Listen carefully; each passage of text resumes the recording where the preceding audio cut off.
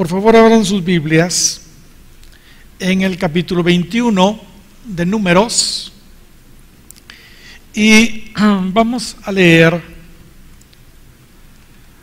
lo que la palabra del Señor nos presenta allí a partir del versículo 4. 21 de Números, versículo 4 en adelante. Dice la palabra del Señor: después partieron del monte de Hor, camino del mar Rojo, para rodear la tierra de Edom. Y mire lo que sigue diciendo: y se desanimó el pueblo por el camino.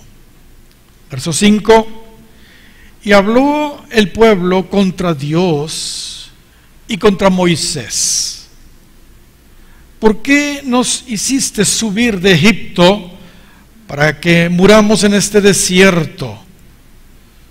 Pues no hay pan ni agua, y nuestra alma tiene fastidio de este pan tan liviano. Verso 6: y Jehová envió entre el pueblo serpientes ardientes que mordían al pueblo, y murió mucho pueblo de Israel. Entonces el pueblo vino a Moisés y dijo: hemos pecado por haber hablado contra Jehová y contra ti. Ruega a Jehová que quite de nosotros estas serpientes. Y Moisés oró por el pueblo. Y Jehová dijo a Moisés: hazte una serpiente ardiente y ponla sobre un asta, y cualquiera que fuere mordido y mirare a ella vivirá. Y Moisés hizo una serpiente de bronce y la puso sobre un asta, y cuando alguna serpiente mordía a alguno, miraba a la serpiente de bronce y vivía. Gloria sea el nombre del Señor. Mis amados, estos versículos realmente son versículos preciosos, y le pido al Señor que me dé la gracia para poder explicar lo que aquí se nos presenta, lo que aquí se nos revela. Y la razón es porque este acontecimiento en particular, como muchos otros, pero este en particular, hermanos, resulta un acontecimiento profético para nosotros. Para aquellos, dice Pablo en 1 Corintios 10:11, que nos han alcanzado los tiempos finales. Para aquellos que los fines de los siglos nos han alcanzado. En primer lugar, hermanos, quiero recordarles que Israel, el pueblo de Israel, atravesó 42 jornadas durante su travesía de 40 años en el desierto. 42 estaciones. Y según estamos descubriendo acá, en esta porción de la palabra, hermanos, lo que ahí sucedió ya muy avanzado en esa trayectoria. Si usted revisa el capítulo 33 de Números, va a encontrar allí las 42 estaciones que el pueblo de Israel atravesó durante esos 40 años. Pero, hermanos, interesante, a estas alturas del trayecto, cuando este acontecimiento sucedió, Israel se encontraba saliendo, hermanos, del monte de Hor, que era la estación ya número 35, imagínense. número 35. O sea, ya solo faltaban 7 estaciones para llegar a el Jordán y la tierra de promisión. ¿Sabe? A estas alturas, Israel estaba ya en el último año de su caminata en el desierto. O sea, ya estaban en el año 40 de su caminata en el desierto. Realmente le faltaban muy, pero muy pocas estaciones para entrar, finalmente a la tierra de promisión, a la tierra de Canaán. ¿Cuántos sabemos, hermanos, que su iglesia está a muy, pero muy pocos pasos ya de alcanzar su herencia? ¿Cuántos sabemos que realmente ya falta poco para que la iglesia alcance lo que Él quiere darle? Esta historia, hermanos, sin duda es profética para nuestros días, Pero veamos lo que ahí pasó. El verso 4 dice: después partieron del monte de Hor, camino del Mar Rojo, para rodear la tierra de Edom. O sea, salen de la estación 45 y empiezan a caminar hacia la siguiente. Y dice que se desanimó el pueblo por el camino. Se desanimó el pueblo por el camino. La Reina Valera antigua, la versión 1909, dice que se abatió, es la palabra que usa, se abatió el ánimo del pueblo por el camino. Se abatió. Y esa palabra abatir tiene que ver con una oveja que se da vuelta, y ellas, cuando se abaten o se dan vuelta patas arriba, digamos, les cuesta mucho regresar a ponerse de 4 patas, y muchas mueren por estar en esa posición. Esa es la palabra abatimiento. Y aquí dice que el pueblo se abatió por el camino. La versión Nuevo Mundo dice: el alma del pueblo empezó a rendirse de cansancio a causa del camino. Y así podríamos seguir revisando otras versiones. Algunas dicen que el pueblo perdió la paciencia, se impacientó por el camino, por el viaje. Ahora, como ya dijimos, hermanos, todo lo que le sucedió a Israel está escrito, hermanos, para nuestra enseñanza, así lo dice Pablo a los Corintios. Y si somos honestos, hermanos, eso exactamente nos sucede a nosotros también. Nosotros no somos diferentes al pueblo de Israel, tenemos la misma naturaleza humana. Y si esto sucedió poco tiempo antes que Israel alcanzara su meta de entrar a Canaán, hermanos, espiritualmente eso le está sucediendo también a la iglesia antes de alcanzar la herencia que Él tiene para nosotros. ¿Cuántos de nosotros nos desanimamos? Quiero ver manos levantadas. Bueno, hay muchos campeones acá que no, pero la mayoría nos desanimamos. Y sobre todo a estas alturas del partido, ¿verdad? A estas alturas de nuestra caminata, aquellos que ya tenemos muchos años de estar en el Señor. Hermanos, pasan los años y pareciera que nunca llegamos al cumplimiento de aquellas cosas que Él nos ha prometido. Y los años pasan. Yo ya casi tengo 43 años de estar en esta caminata. Ya le gané al pueblo de Israel. Y les confieso que muchas veces me he desanimado, muchas veces. Últimamente, por su misericordia, Dios ha sido muy especial conmigo porque he recibido nuevas fuerzas y prácticamente no me ha pasado últimamente. Realmente el desierto, hermanos, el desierto es desalentador, es desalentador. Sobre todo, hermanos, ¿cómo están las cosas hoy? ¿Cómo están las cosas hoy?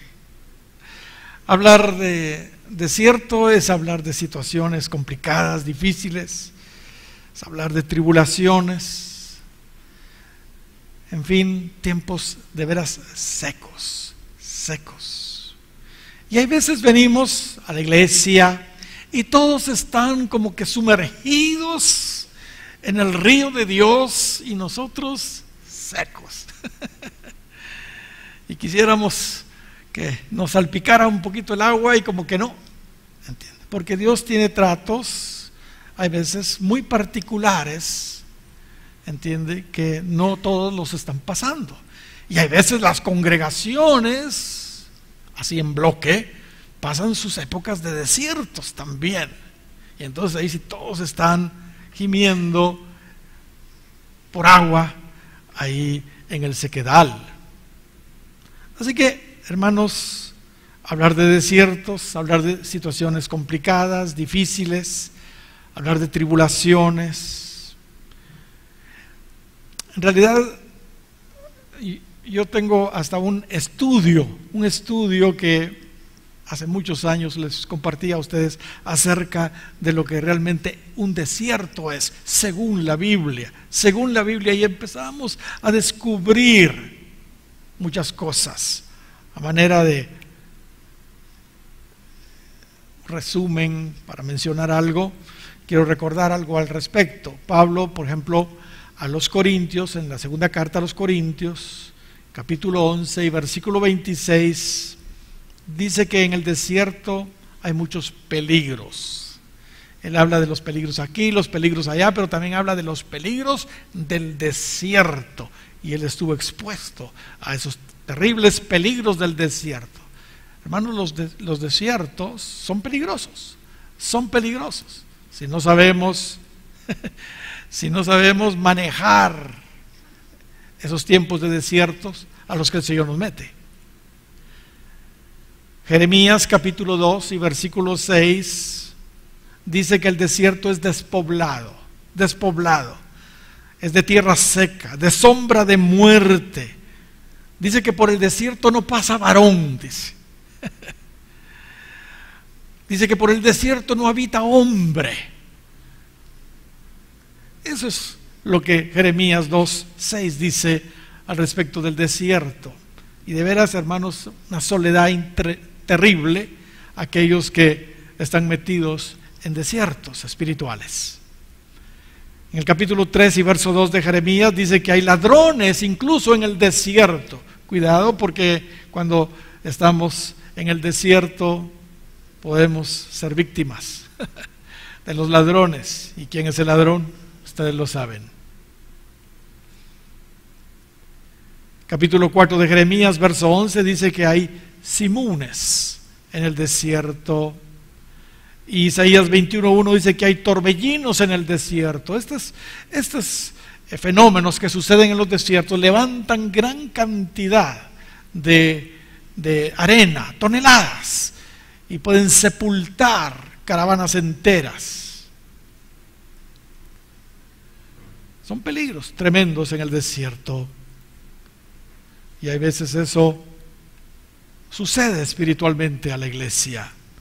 Éxodo capítulo 17 y verso 3 dice que en el desierto no hay agua. Números 25 dice que es un mal lugar, así lo dice, que el desierto es un mal lugar. Deuteronomio 1:19 dice que es grande y terrible. Dice que es grande y terrible. El 32:10 de Deuteronomio dice que es de horrible soledad, de horrible soledad. Joel 2:3 dice que es asolado. Deuteronomio 8:15 dice que es grande y espantoso, lleno de serpientes y de escorpiones, dice. Y así la lista podría seguir. De hecho, Marcos capítulo 1 y versículo 13 dice que está Satanás allí y hay fieras. Esto lo dice cuando Cristo fue llevado por el Espíritu al desierto, y ahí estaba Satanás esperándole, y ahí estaban las fieras, los demonios esperándole. Pero hermanos, finalmente nosotros tenemos como creyentes, porque todas estas cosas acontecieron en figura y están escritas para nuestra enseñanza, tenemos que aprender que Dios ha establecido el desierto en nuestro camino para llegar finalmente a la tierra de promisión. O sea que hay un propósito, hay propósitos tremendos, claros en su palabra, para nuestro bien en los desiertos, en los desiertos.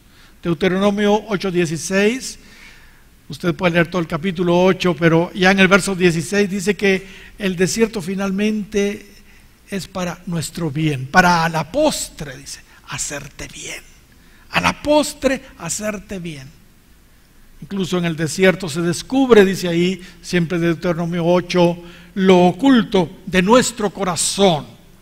Ahí nos damos cuenta de lo que realmente somos. Cuando estamos pasando desierto, empieza a aflorar la escoria en nosotros y nos damos cuenta que no somos tan salsas como pensábamos. Empieza a salir la naturaleza vieja en nosotros y empezamos a reaccionar. Y el Señor dice, ¿te das cuenta por qué te meto al desierto? Para que te des cuenta que todavía hay mucha carnita en ti, ¿verdad? ¿Cuántos dan gloria al Señor?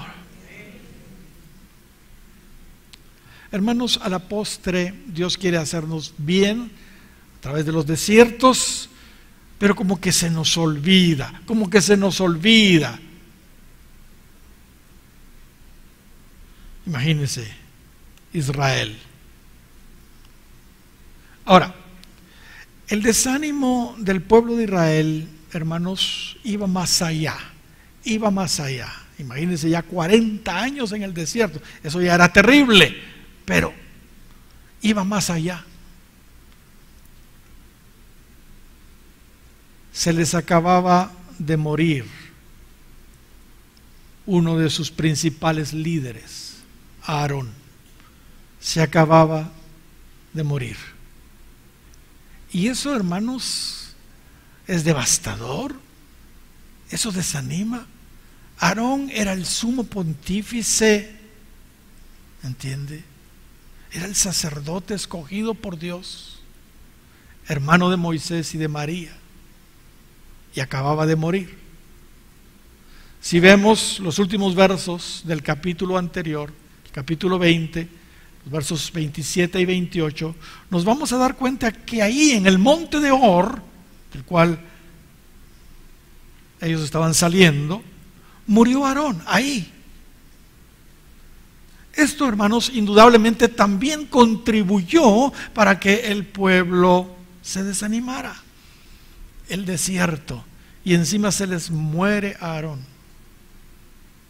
Eso desanima.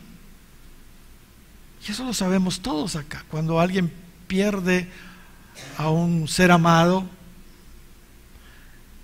cuando alguien pierde a un líder, ¿entiende? Hermanos, eso es devastante. Pero no solo Aarón murió, también María, la profetisa, la hermana de Moisés y Aarón, acababa de morir también. Ella murió una jornada antes que Aarón. Ella murió en Cades, en la estación entonces 34. Aarón murió en la estación 35. Esto lo vemos también en el capítulo anterior, en el capítulo 20 y versículo 1. Y María, ustedes dirán, pero María, María no era una cualquierita. María era una profetisa. Miqueas incluye a María como una lideresa en Israel, junto con Moisés y Aarón. Cuando Miqueas menciona el liderazgo de Israel durante el desierto, los menciona a los tres.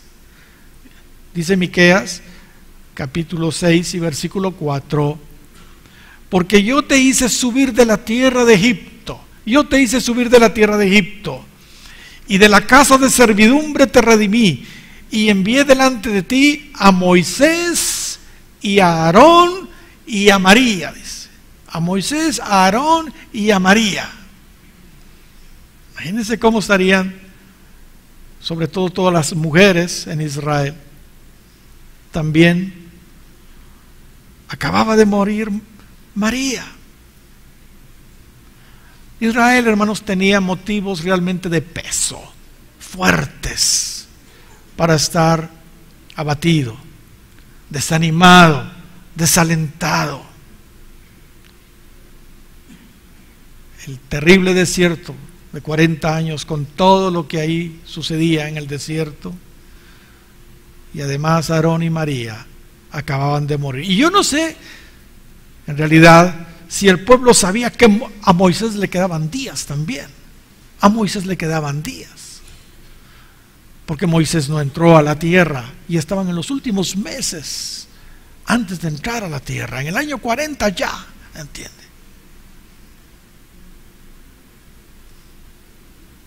Moisés todavía llegó unas cuantas estaciones más, y desde este lado le dijo: mira la tierra, porque tú no vas a entrar a ella.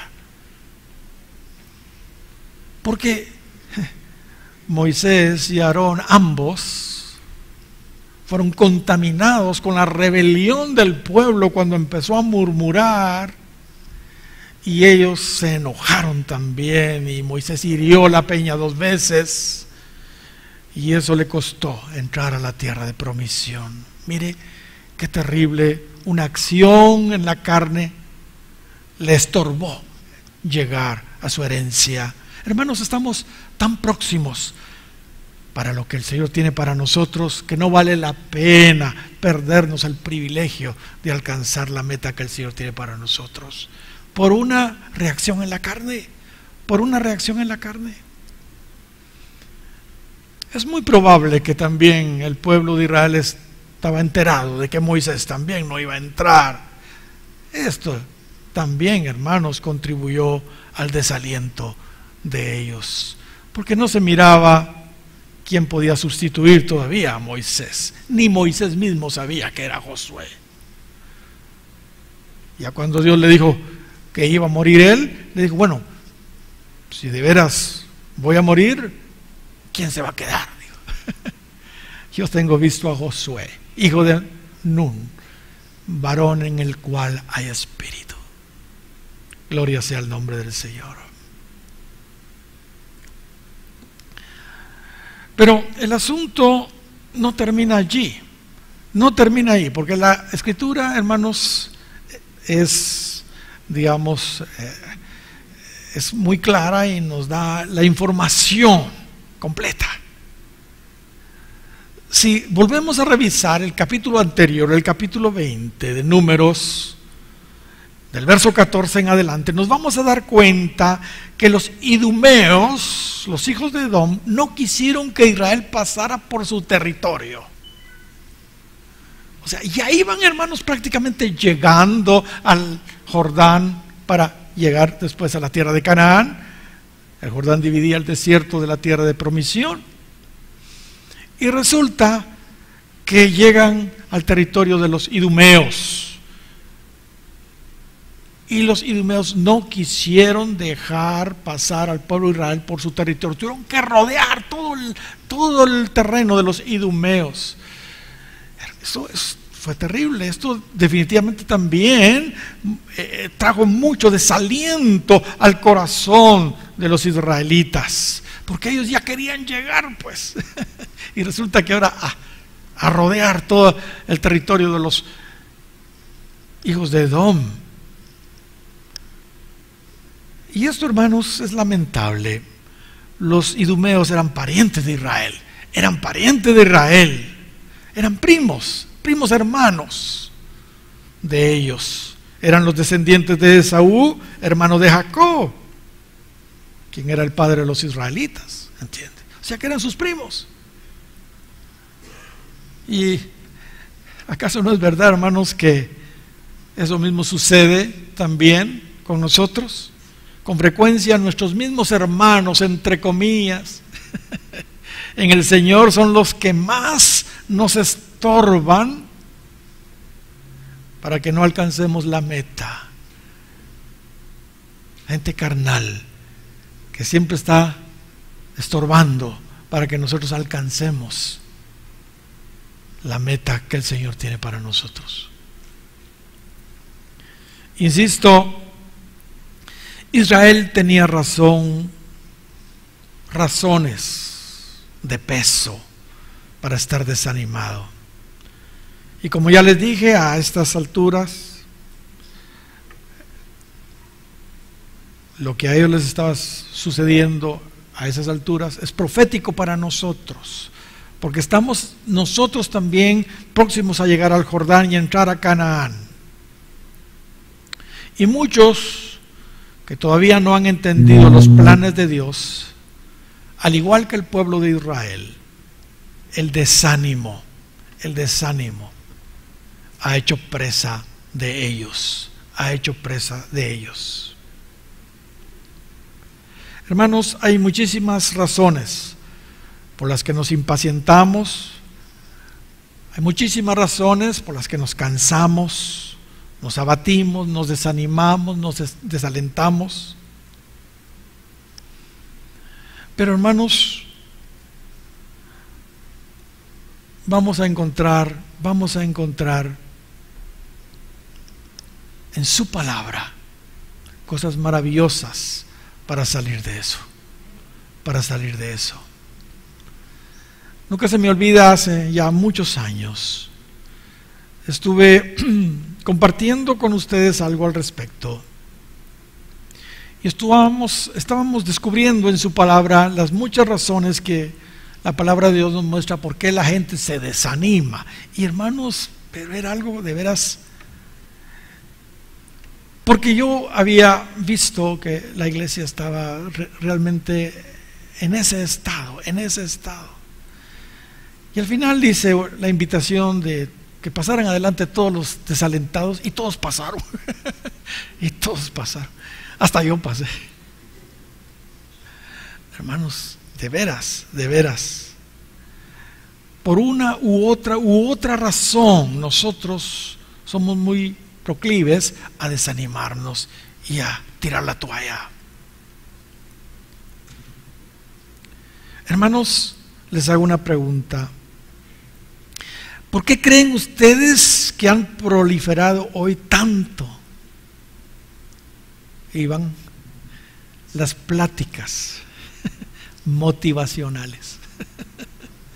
¿Por qué creen ustedes que hoy han proliferado tanto las pláticas motivacionales? ¿Por qué? Precisamente por eso. Eso hasta se ha convertido en un gran negocio hoy.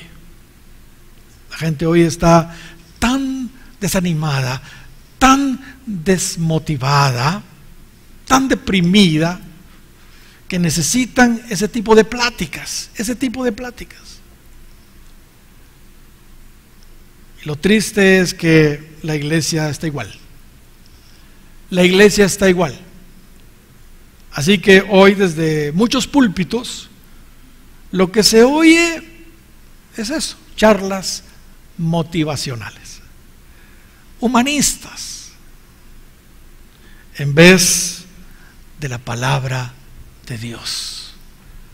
Agradecemos a Dios por personas como Iván, y hay otros por acá, creo que también mi hermano Aníbal, no sé quién más, que tienen esto bien claro, y que cuando les toca dar una charla de esa naturaleza, lo que hacen es hablar de la palabra de Dios.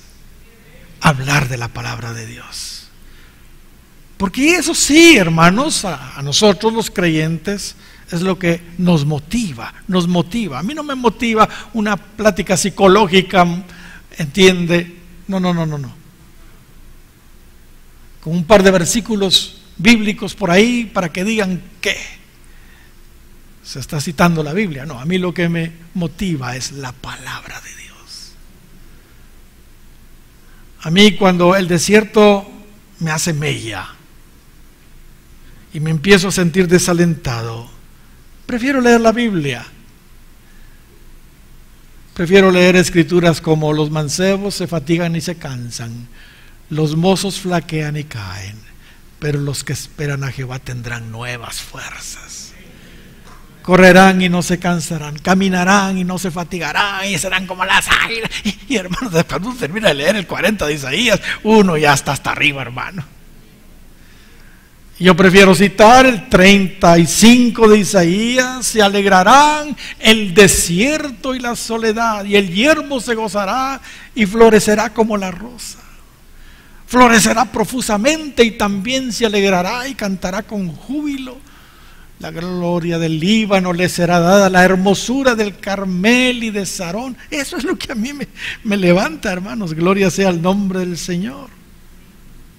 Ellos verán la gloria de Jehová, la hermosura del Dios nuestro. Fortaleced las manos cansadas, afirmad las rodillas endebles, decid a los de corazón apocado: esforzaos, no temáis. He aquí que vuestro Dios viene con retribución, con pago. Dios mismo vendrá y os salvará.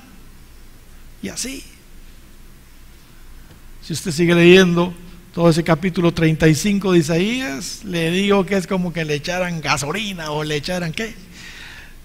Le echaran y usted resulta todo Superman ahí.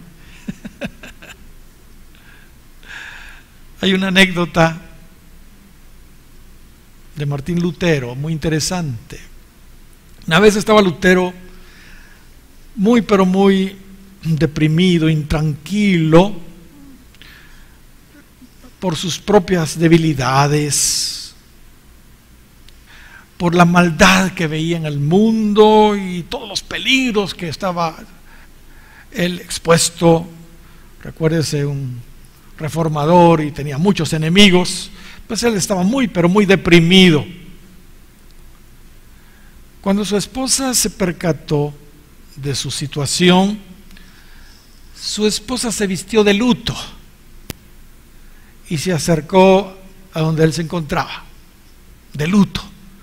Cuando Lutero la vio, se sorprendió muchísimo y le preguntó por qué estaba de luto, que quién había muerto, le preguntó. Y ella le contestó: ¿no sabes? ¿No sabes? Dios en el cielo se acaba de morir, se murió. Y entonces Lutero dice: ¿cómo puede decir semejante cosa? Dios no puede morir, Él es inmortal. Indudablemente, le dice ella, indudablemente. Si hay un Dios en el cielo y este es inmortal, ¿por qué entonces estás tan desalentado y abatido? ¿Por qué? Sí, dijo ella, Él está vivo. Así que Lutero entendió la lección y hizo a un lado su depresión y su desaliento y continuó en lo que Dios le había puesto a hacer. Amén. Pero continuemos. Verso 5. Y habló el pueblo contra Dios y contra Moisés. Y habló el pueblo contra Dios y contra Moisés. ¿Por qué nos hiciste subir de Egipto para que muramos en este desierto? Pues no hay pan ni agua y nuestra alma tiene fastidio de este pan tan liviano. Hermanos, sin ninguna duda, aquí lo que se ve es el resultado del desánimo. El resultado del desánimo. Independientemente cuál sea la razón por la que la gente se desanima, cuando la gente se desanima, se desmotiva, cuando se siente abatida, con mucha facilidad empieza a caer en la crítica, en la murmuración, con mucha facilidad. Imagínense hasta dónde llegaron ellos, murmurando, hermanos, nada menos que en contra de Dios, en contra de su líder Moisés, y en contra del maná, que los tenía vivos por 40 años y los tenía saludables por 40 años. Hermanos, qué tremendo, qué tremendo. Y supuestamente a estas alturas prácticamente todos ya eran una nueva generación. La vieja generación estaba muriendo, terminando de morirse, incluyendo sus líderes, ¿entiende? Supuestamente todos eran ya una nueva generación, pero igual, hermanos, qué tremendo. Yo veo aquí que el desánimo, si dejamos que nos atrape, si nos dejamos que nos atrape, nos puede hacer hablar cosas terribles, incluso blasfemias, porque empezamos a quejarnos con Dios, empezamos a quejarnos de los líderes, empezamos a quejarnos del maná,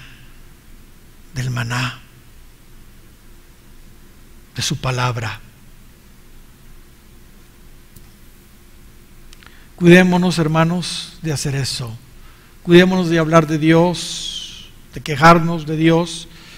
Cuidémonos de quejarnos de nuestros líderes. Cuidémonos de quejarnos del maná del cielo, de su palabra. El maná representa la palabra de Dios, el pan nuestro de cada día que Él tiene para nosotros. Y definitivamente tenemos que tener mucho cuidado de los comentarios que hacemos de su palabra. No debemos referirnos despectivamente, hermanos, al pan de ángeles que el Señor nos da como pan liviano. No debemos fastidiarnos de su palabra, no debemos decir otra vez lo mismo. Verso 6 del capítulo 21 dice: y Jehová envió entre el pueblo serpientes ardientes. Y Jehová envió entre el pueblo serpientes ardientes que mordían al pueblo, y murió mucho pueblo de Israel. Mire, una cosa tras otra. Aquí vemos, hermanos, el resultado de la murmuración. El resultado de la murmuración. El resultado del desánimo, la murmuración. El resultado de la murmuración, porque la murmuración es pecado, hermanos, es que se abren los portillos y el diablo entra, la serpiente entra. Eclesiastés capítulo 10 y versículo 8 dice que el que aportilla su vallado morderálo la serpiente. Y aquí el pueblo de Israel estaba abriéndole, no portillos, portones al diablo, porque la murmuración es un pecado terrible.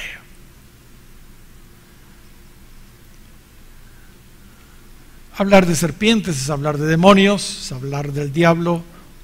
Apocalipsis capítulo 12 y versículo 9 dice: y fue lanzado fuera aquel gran dragón, la serpiente antigua, que se llama Diablo y Satanás. 12:9 de Apocalipsis. Literalmente ellos empezaron a ser mordidos por serpientes venenosas que Dios mismo les envió. Dios mismo les envió. Hay veces como que la gente no quiere aprender de la manera correcta. No quiere aprender de Dios. Entonces tienen que aprender a través del diablo. A través del diablo. Que finalmente el diablo le hace los mandados a Dios y le sirve. Como en esta ocasión. Como en esta ocasión. Pablo recuerda este acontecimiento en 1 Corintios capítulo 10 y versículo 9. Dice: ni tentemos al Señor, como también algunos de ellos le tentaron y perecieron por las serpientes. Por las serpientes. Ni murmuréis, como algunos de ellos murmuraron y perecieron por el destructor.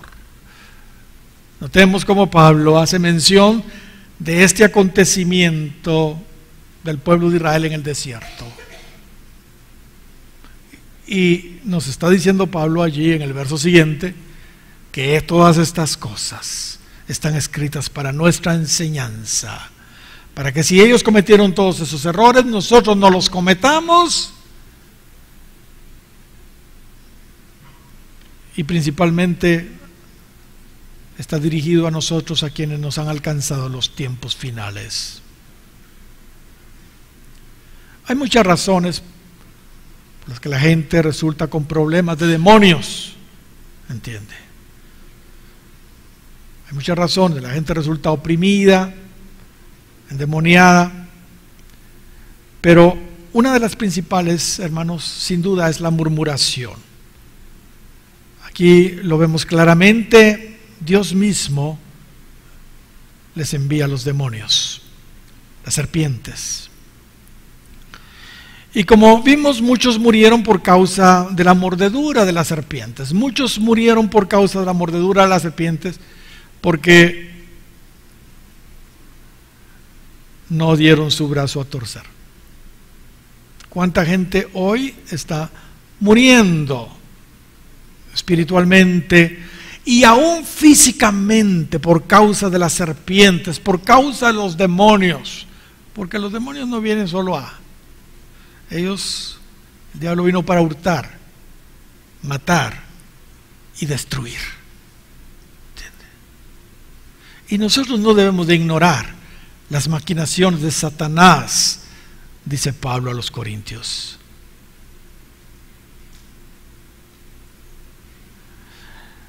Mire lo que sigue diciendo.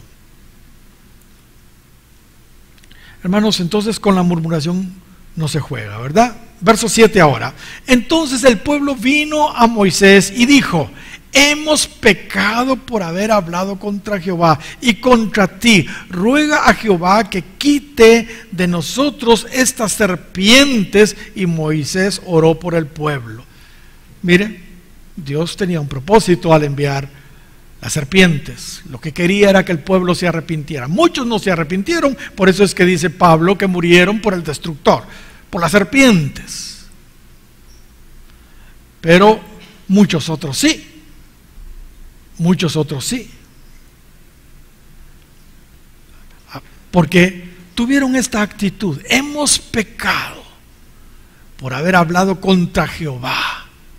Contra ti ruega a Jehová que quite de nosotros estas serpientes. Y Moisés oró por el pueblo.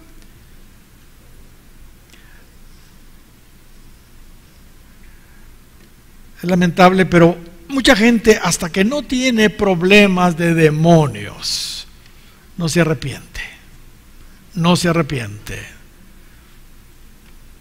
Pero hermanos, si eso es necesario para que la gente llegue a Cristo, para que la gente se arrepienta, Dios los va a utilizar. Dios va a utilizar los demonios, va a utilizar a las serpientes, con tal que se arrepienta.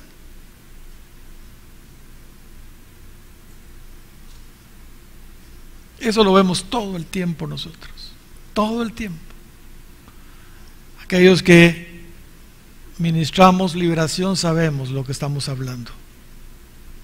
Las iglesias donde no se practica esto o no creen en esto, no entienden.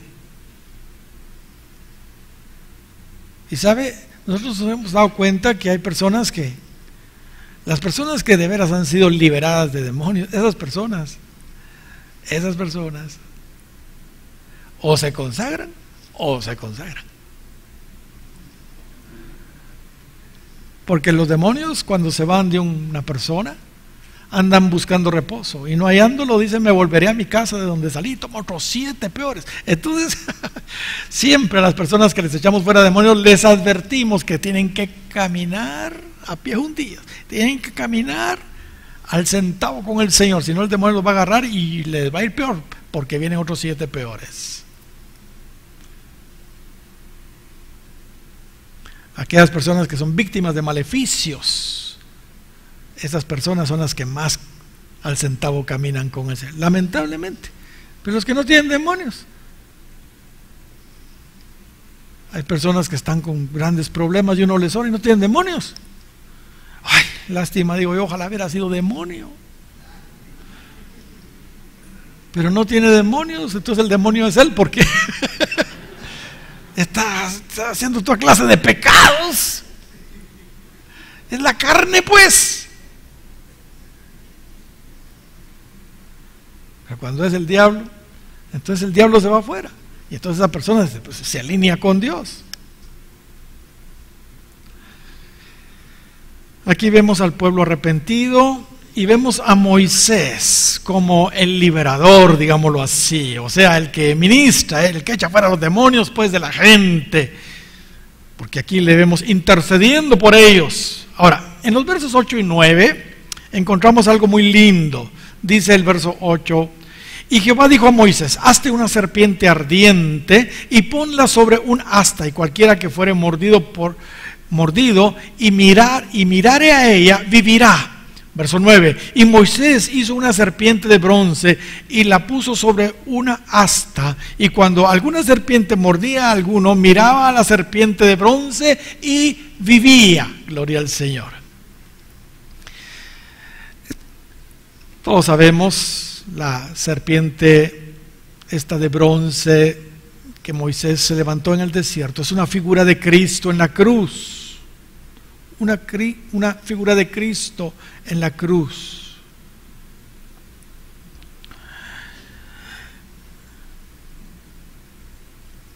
Algunos dirán: ¿cómo es posible que una serpiente sea una figura de Cristo? ¿Por qué esa figura tan... una serpiente, por Dios santo? Si hablar de serpientes es hablar del diablo mismo. ¿Entiende? Pero hermanos, pongámonos a pensar. Fue tal la condición de pecado de Cristo en la cruz, porque hermanos, el pecado de toda la humanidad recayó sobre la persona de Cristo. Hermanos, fue terrible cuando Él se convirtió en pecado por nosotros. El Padre no soportó verlo, se alejó de Él. Por eso encontramos la escritura ahí en Mateo 27, 46, cuando Cristo en la cruz clamó y dijo: Elí, Elí, lama sabachthani, que esto es: Dios mío, ¿por qué me has abandonado? ¿Por qué me has desamparado? El Padre no soportó ver el pecado de todos nosotros sobre el madero, sobre Cristo. La serpiente que Moisés hizo y que representaba a Cristo en la cruz era de bronce, hermanos. Y el bronce nos habla de juicio, y no tengo tiempo para probar esto por el tiempo, pero Cristo sufrió el juicio por nuestros pecados en la cruz del Calvario. Isaías dice que el pecado de nuestra paz fue sobre Él. El castigo, de nuestra paz fue sobre Él. Hermanos, 2 de Corintios capítulo 5 y verso 21 dice: al que no conoció pecado, por nosotros lo hizo pecado, para que nosotros fuésemos hechos justicia de Dios en Él.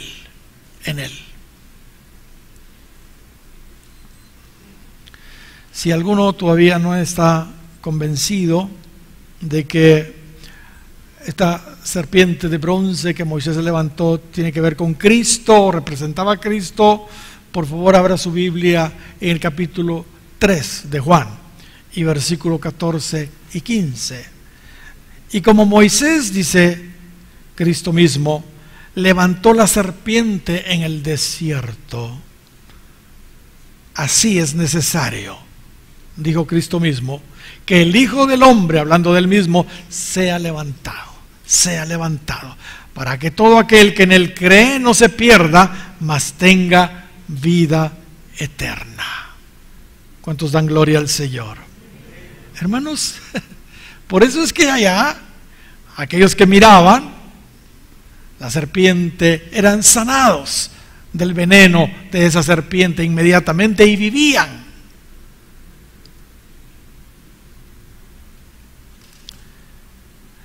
Aquí mirar, hermanos, significa el acto de volverse al Señor, volverse a Cristo, con un corazón realmente arrepentido, Todos aquellos que han murmurado, quizá por el desánimo del desierto, o por cualquier otra razón, quiero decirles en esta hora que vean hoy con fe hacia la cruz. Pero no una cruz física, ¿verdad? Pidiéndole perdón a Dios. Probablemente muchos ya estén infectados, ya estén con problemas de demonios, ya les mordieron las serpientes, ¿entiende? Bueno, la serpiente de bronce está disponible para ustedes. La serpiente de bronce está disponible para ustedes. Amén. Gloria sea al nombre del Señor. Así como sucedió a todos aquellos que vieron a la serpiente de bronce y vivieron, así de la misma manera pueden vivir si miran al Señor. Si no lo hacen, van a morir, así de simple, van a morir, como le sucedió a toda esa gente que no lo hizo. La clave es ver a Cristo, reconociendo que Él llevó nuestros pecados en la cruz. Viendo a Cristo, resolvemos el problema de la muerte espiritual. Resolvemos el problema de la muerte eterna. Y aunque el diablo, hermanos, nos haya infectado con su veneno, tan solo si nos volvemos a Cristo y lo miramos a Él con un corazón arrepentido, vamos a vivir. Pablo decía en Hebreos capítulo 12 y versículo 2, puestos los ojos, ¿en quién? En Jesús. Puestos los ojos en Jesús, el autor y consumador de la fe, el cual por el gozo puesto delante de él sufrió la cruz, menospreciando el oprobio, y se sentó a la diestra del trono de Dios. Pero note, miremos a Cristo, y entonces con un corazón arrepentido, y eso va a resolver todos nuestros problemas. Hay mucho que decir del capítulo 45 de Isaías, pero permítanme citar por lo menos el verso 22. Ahí dice: mirad a mí, y sed salvos todos los términos de la tierra, porque yo soy Dios y no hay más. ¿Cuántos dan gloria al Señor? Aleluya. Muy bien. En alguna ocasión les compartí esto y quiero leérselos nuevamente. La conversión de Carlos Spurgeon. Yo soy Alguien que he admirado mucho a este hombre de Dios, tremendo predicador. Tuvimos el privilegio de estar en su iglesia allá en Londres, no con él porque ya está con el Señor, ¿verdad? Pero por lo menos estuvimos ahí donde él predicaba. Cuando Carlos Spurgeon tenía 15 años, él era inconverso, pero tenía un gran deseo de saber y conocer de Dios. Así que ese deseo de ser salvo lo condujo a un culto allí en una pequeña iglesia. Pero el predicador en esa oportunidad no pudo asistir a la reunión debido a una gran tormenta de nieve. Así que no estaba el predicador. Y como no había predicador, no estaba el pastor, un zapatero se levantó para predicar ante las pocas personas que ahí habían en el culto. Y este predicador improvisado citó esta escritura del capítulo 45 de Isaías y versículo 22. Mirad a mí, dijo él, mirad a mí, y sed salvos todos los términos de la tierra, porque yo soy Dios y no hay más. Mirad a mí. El zapatero no tenía ninguna experiencia en el arte de predicar, así que repetía una y otra vez este pasaje y decía lo mismo y decía lo mismo. Y dentro de las cosas que decía, mirad, no es necesario que levantéis ni un pie, ni un dedo. No es necesario que estudiéis en un colegio para poder mirar, ni tampoco que contribuyáis con 1000 libras esterlinas. Mirad a mí y no a vosotros mismos.